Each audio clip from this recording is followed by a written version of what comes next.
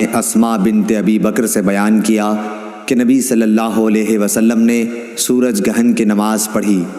آپ جب کھڑے ہوئے تو دیر تک کھڑے رہے، پھر رکوع میں گئے تو دیر تک رکوع ہی میں رہے، پھر رکوع سے سر اٹھایا تو دیر تک کھڑے ہی رہے،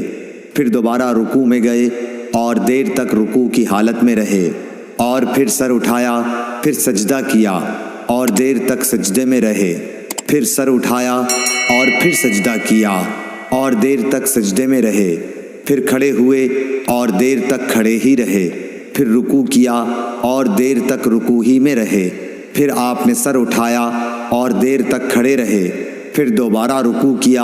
اور آپ دیر تک رکوع کی حالت میں رہے، پھر سر اٹھایا، پھر آپ سجدے میں چلے گئے اور دیر تک سجدے ہی میں رہے، پھر سر اٹھایا، پھر سجدے میں چلے گئے اور دیر تک سجدے میں رہے۔ جب نماز سے فارغ ہوئے تو فرمایا کہ جنت مجھ سے اتنی نزدیک ہو گئی تھی کہ اگر میں چاہتا تو اس کے خوشوں میں کوئی خوشہ تم کو توڑ کر لا دیتا، اور مجھ سے دوزخ بھی اتنی قریب ہو گئی تھی کہ میں بول پڑا کہ میرے مالک میں تو اس میں سے نہیں ہوں۔ میں نے وہاں ایک عورت کو دیکھا۔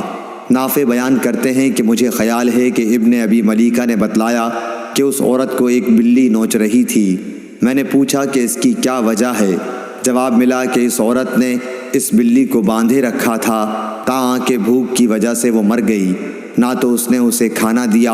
اور نہ چھوڑا